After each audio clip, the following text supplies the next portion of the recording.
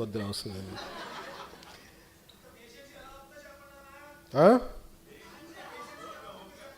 ఏంటన్నారు? ఇంత పేషెంట్గా ఎలా ఉన్నానంటారా? గత్యంతరం లేక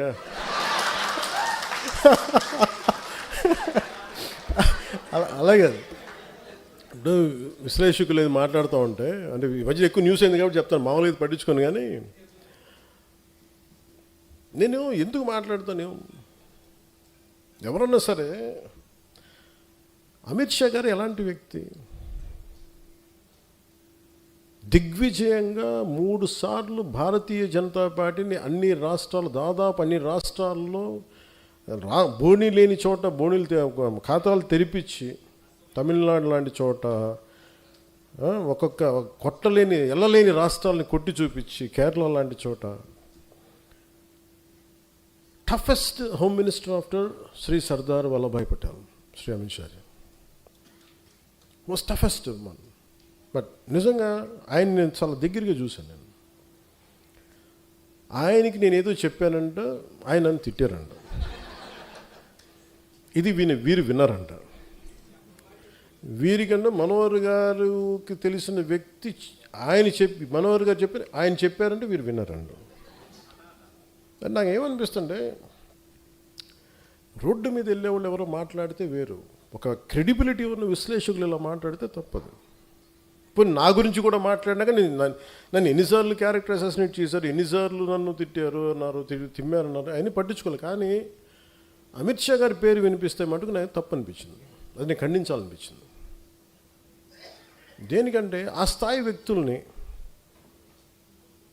కశ్మీర్ని ఆర్టికల్ 317 రద్దు చేయించి అలాంటి పరిస్థితులను హ్యాండిల్ చేసిన వ్యక్తి, వెస్ట్ బెంగాల్ని అసలు దేశంలో ఉంటుందా లేదా భవిష్యత్తులో ఉన్న దాంట్లో నుంచి దేశాన్ని దాన్ని బయటికి తీసుకొచ్చిన వ్యక్తి, అలాంటి వ్యక్తి గురించి తేలిగ్గా మాట్లాడేస్తే మరి స్థానికంగా ఉన్న ఆంధ్రప్రదేశ్ బీజేపీ నాయకులకి ఎంత బాధ ఉందో నాకు తెలియదు. కానీ ఎందుకంటే ఇద్దరే మాట్లాడారు అమిత్ షా గారి గురించి మాట్లాడితే. ఇంతమంది ఎమ్మెల్యేలు ఉన్నారు, ఎంపీలు ఒక్కళ్ళు మాట్లాడాల, ఖండించలా. కనీసం ఇది నాకున్న వారికి ఉన్న గౌరవంతో నేను ఖండించాల్సి వచ్చింది. దానికి మీరు స్పందించారు బీజేపీ కంటే, దానికి చాలా మీ అందరికీ మనస్ఫూర్తిగా నా ధన్యవాదాలు తెలియజేసుకున్నాను.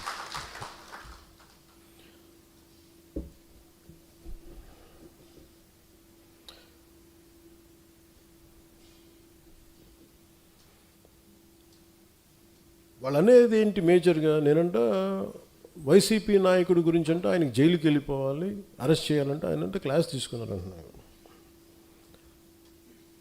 మీరు చెప్పండి, నిజంగా ఒక క్రైమ్ చేసిన వాడిని నేను చెప్పాలా?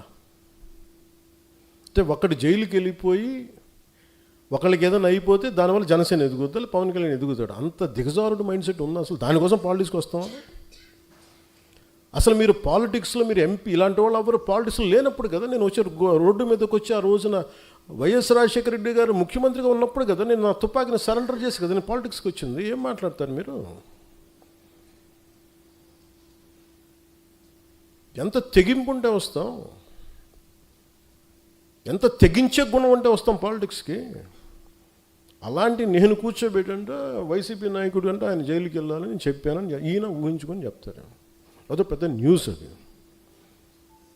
మరి మీరు అందరికీ కళ్ళుకి ఏం కనిపించట్లేదండి? మీ అందరికీ సమస్యలు కనిపించట్లా?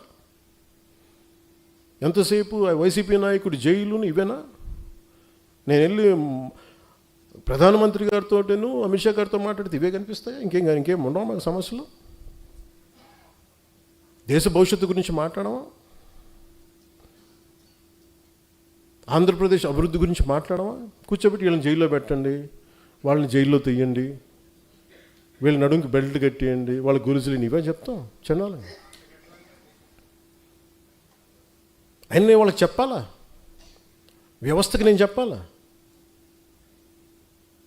ఏసీబీ కోర్టులోనూ వాళ్ళకి క్రైమ్స్ లేవా? రిజిస్టర్ అవ్వలేదు, వాళ్ళు కోర్టులకు వెళ్ళవు, కోర్టులు పనిచేయట్లేదు, కోర్టులకు మేము చెప్పాలా? సుప్రీంకోర్టు జడ్జిలకు తెలియదా ఎవరు నేరం చేశారు, ఎవరు చేశారని తెలియదా? మేము చెప్పాలా? ఇది నన్ను ఇన్సల్ట్ చేయడం కాదు, అమిత్ షా గారిని ఇన్సల్ట్ చేయడం కాదు, వ్యవస్థని అవమానపరచడం. నేను ఎందుకు పట్టించుకోనంటే Newton's third law, for every action there is an equal and opposite reaction. చర్యకి ప్రతిచర్య ఉంటుంది. కర్మ వదలదు ఎవరిని, కర్మ ఎవరిని వదలదు. ఎవరు చేసిన పనులు వాళ్ళు తగులుతాయి అంతే. అది మంచి కావచ్చు, చెడు కావచ్చు. సాధ్యమైనంత మంచి చేయడానికి ప్రయత్నం చేస్తాం. అలాంటిది నేను కూర్చోబెట్టి వాళ్ళని జైల్లో పంపించండి, వీళ్ళని జైల్లో పెట్టండి ఏంటి ఆ సెంటిమెంట్ అంతా కూర్చోబెట్టి మీరు ఏదైనా అయిపోదామనా? దానికి నన్ను వాడుకోకండి దయచేసి.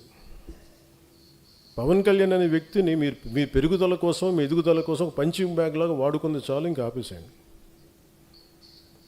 ఈ రోజున నాయకులకి, ఆడపడుచులకి, మహిళా నాయకులకి, అందరికీ చెప్తున్న నాయకులకు కూడా, కార్యకర్తలకి, జన సైనికులకి నా సహనం ఇంక ఇప్పుడు దాకా చూపించాను.